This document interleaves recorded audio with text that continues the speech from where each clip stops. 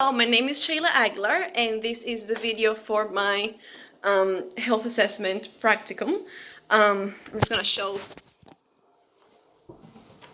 Okay, so that's my patient over there. My something blue is the bed cover. My hometown is Cuba, and I live in Mount Pearl. Just gonna lay that paper here. Okay, and I'm just gonna show my surroundings. So there's that wall. This is the paper with the Mount Pearl and the Cuba thingy. I'm just gonna leave it there. This is my stuff that I'm using. Okay. So I'm just gonna do that to show that I'm not using any papers. Okay, so first thing I'm going to do, I'm going to ensure hand hygiene.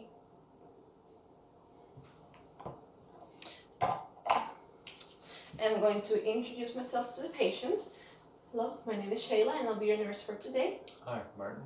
Martin? Okay, can I call you Martin? Yes. Yes? Okay, so I'm going to ask you a few questions regarding your heart. So, do you experience any heart pain? No. Shortness of breath? Yes. Okay, so when did you first notice this shortness of breath? It's about a week ago. A week ago? And what causes it? I find like heavy lifting or when I walk up some stairs, like I usually get pretty out of breath when I reach the top. Okay, so what about when you're laying down? Do you experience the shortness of breath? I find that alleviates it a bit. It alleviates it a bit. Okay. What about cough? Do you experience any coughings? No. No. What about swelling on your arms and legs? I'm not too sure about swelling, but I have noticed that it's a bit more difficult to get my shoes on in the mornings. Okay. So in the mornings, when do you first notice this? It was roughly around the same time. It seems to be getting worse. Yeah. Okay. So same time as the shortness of breath. Yes. Yes. Okay. So does it get better when you lay down to lift your feet, or is it just the same? I'm not too sure. Not too sure. Okay. So do you have any heart conditions? No. No. In your family? Not that I'm aware. So no hypertension or no? Okay. And how's your lifestyle like? Do you exercise? I do about 3 to 4 times a week. Okay. Do you smoke? No. No. What about your diet? What's your diet like? It's pretty good. It's like lean meats, vegetables, complex carbs. I don't really touch any of that processed stuff. Okay. So no salt and no fats? No, the only salt is what I add to my food. Okay, perfect. So while I was doing this interview, I was checking on the color of my patient's face, so his lips, making sure there was no blue or grayish coloration. And I was also checking at his posture. I was making sure that, if he looked uncomfortable or if he looked like he was in pain or discomfort.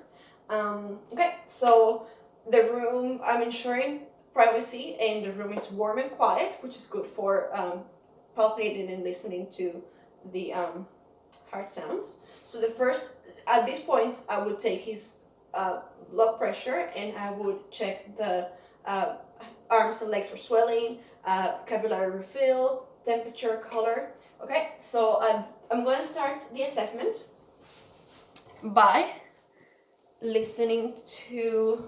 auscultating the carotid artery. So the first thing I'm going to do, I'm going to clean my stethoscope. So I'm going to take this wipe. I'm going to wipe the diaphragm and the bell of the stethoscope, and I'm going to also wipe the end pieces. Okay, so I'm going to auscultate your carotid arteries. I'm going to do both sides, and I'm going to use my bell of the stethoscope, and I'm going to auscultate 3 sides of each side. Okay, so I'm just sitting on the bed, so I'm at the same level as the patient. Okay, so I'm going to ask you to relax your neck. Okay, let's see. I'm just gonna double check. Okay, so first side will be under the jaw.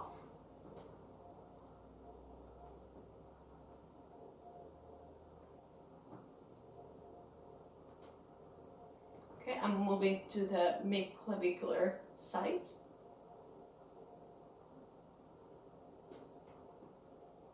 and now to the base of the neck.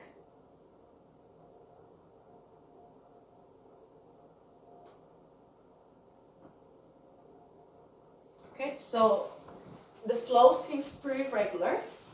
I'm just gonna check on this other side, okay? So I'm going to check under the jaw again.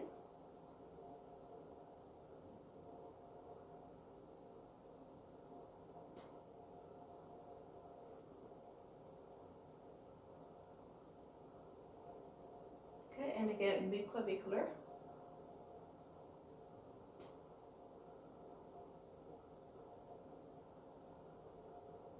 And at the base.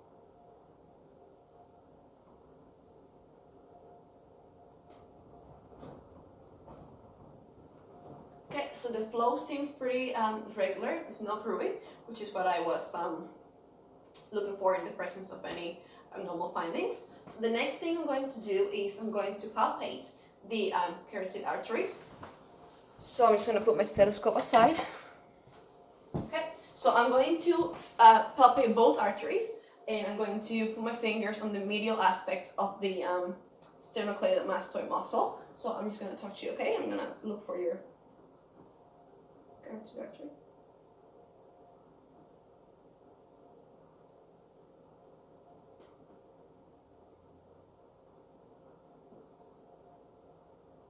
Okay, and it's a very moderate pulse.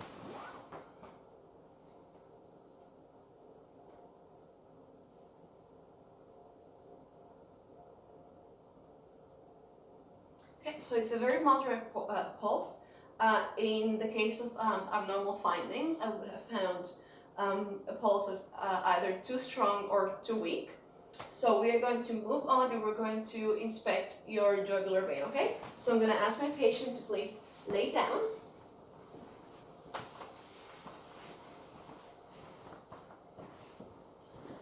Okay, I'm going to ask the patient to lay down and please look away.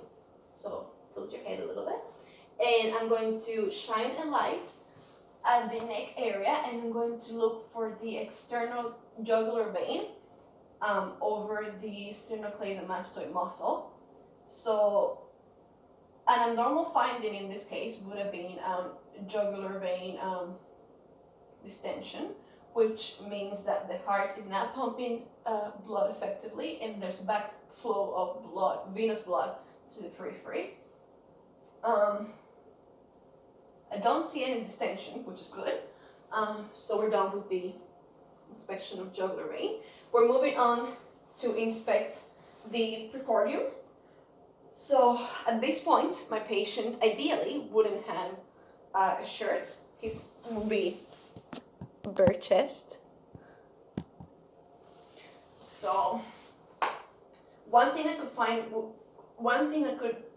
could notice would be the apical pulse, but that's something you see usually in children or people with very thin chest walls. In this case, I don't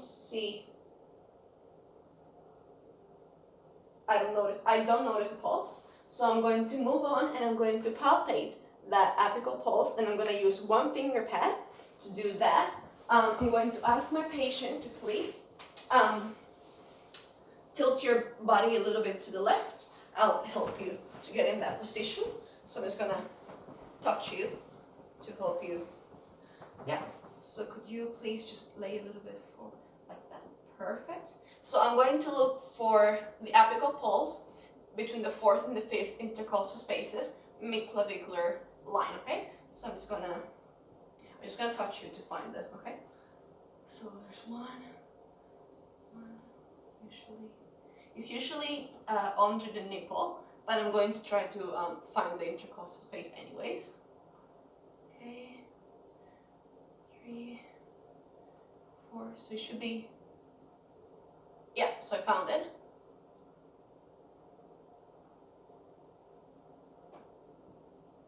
Okay, so it is a very gentle tap. I'm just going to feel the intercostal space above it, just in case. Okay, and the intercostal space below it.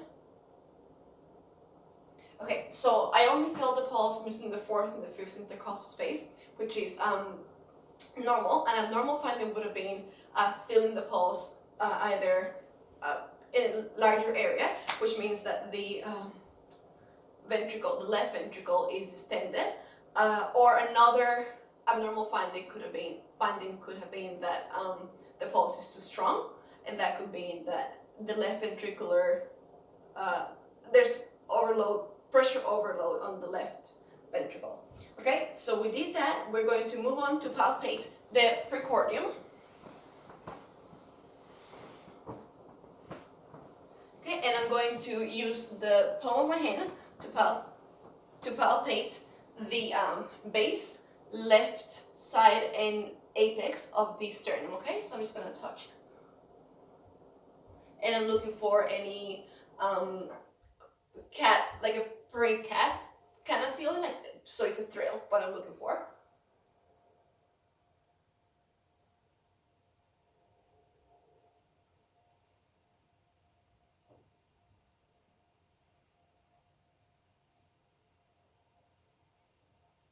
Okay, so there's no thrill. So next thing I'm going to do is I'm going to auscultate the precordium. I'm just gonna get my stethoscope.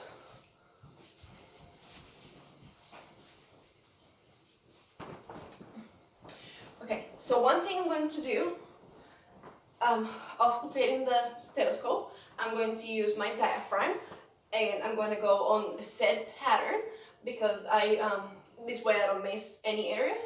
So one thing, 4 sites that I want to pay attention to is the second, so on the second intercostal space to the right, that's where I would hear the aortic valve sound. On that second intercostal space to the left, I would hear the pulmonary valve. On the fifth intercostal space, so around like below the nipple, I would hear the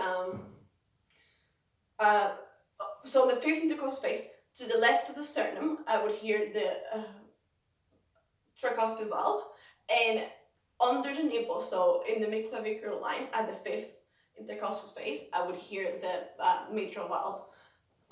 While I'm listening to the precordium, I'm also trying to find S1 and S2 sounds, which is the lub-dub sound. And I'm also listening for any extra heart sounds. Okay, I'm also gonna take his heart rate. And here I got my watch. Okay. So I'm going to listen to your heart. I'm going to auscultate in different areas. So if I take my time, don't be scared. I'm just trying to find the sounds, okay? So I'm going to get on the, I'm just going to touch you to feel the intercostal space.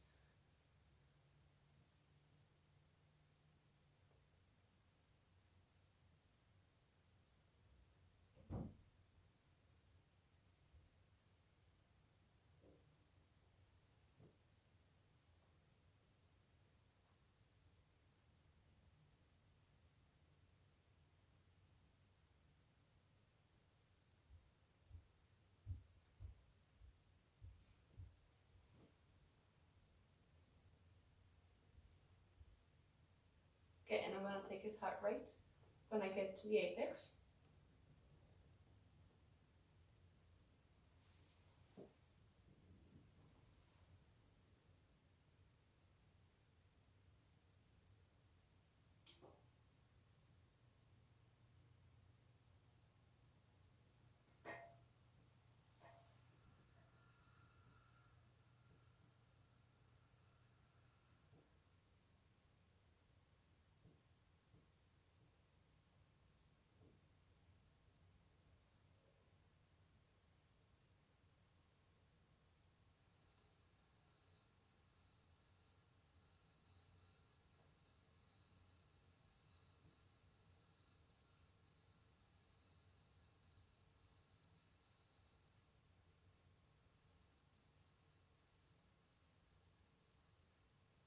Okay, so I got 72 beats per minute. 72 beats per minute. And it was a very rhythmic sound. I did find S1 and S2. So now I'm going to listen individually for S1 and S2. One thing I noticed is that whenever, so sinus arrhythmia, so whenever he inspires, the heart rate increases, and whenever he exhales, his heart rate decreases. So now I'm just gonna listen for S1 and S2, and I'm gonna look for any splits of the sound. So S1 is usually better heard at the apex. So that will be when the atrioventricular valves close. I'm just gonna listen over there. And S2 is better heard at the base of the heart, and that will be when the semilunar valves close. Okay.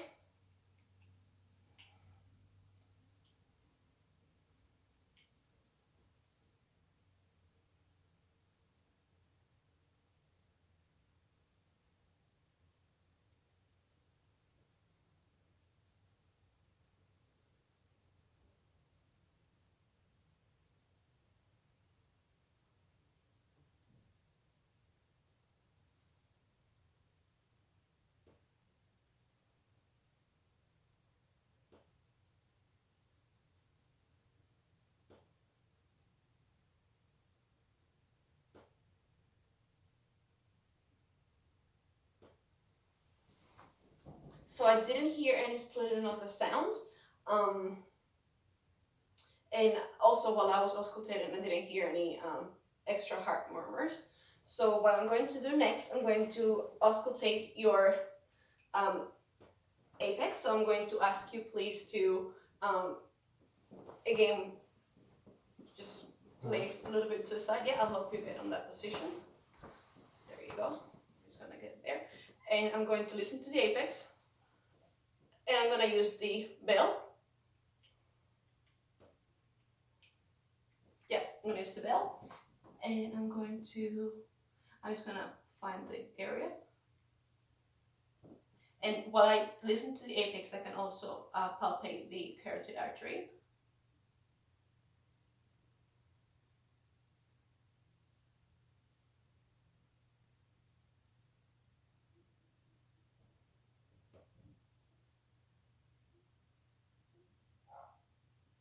Okay, and the pulsations coincide, which is good. That's a normal finding. And I'm going to ask you to please sit up, and I'm going to listen for murmurs.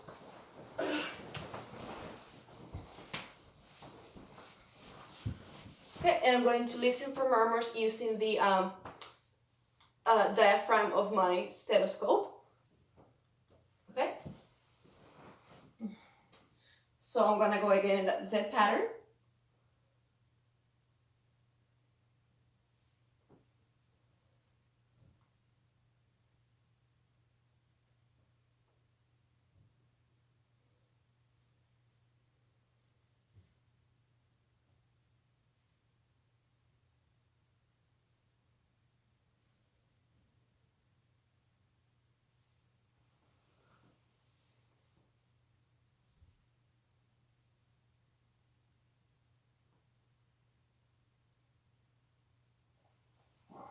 Okay, so I didn't hear any murmurs, and I didn't hear, while I was auscultating the chest when he was laying down, I also didn't hear any friction rubs, which was good. And so one more thing I want to talk to you about before I finish this session. I want to talk to you about health promotion. So I just want to encourage you to keep eating healthy and to keep exercising. So yeah, it was a pleasure being your nurse. Thank you, nurse. Have a good day now. You too.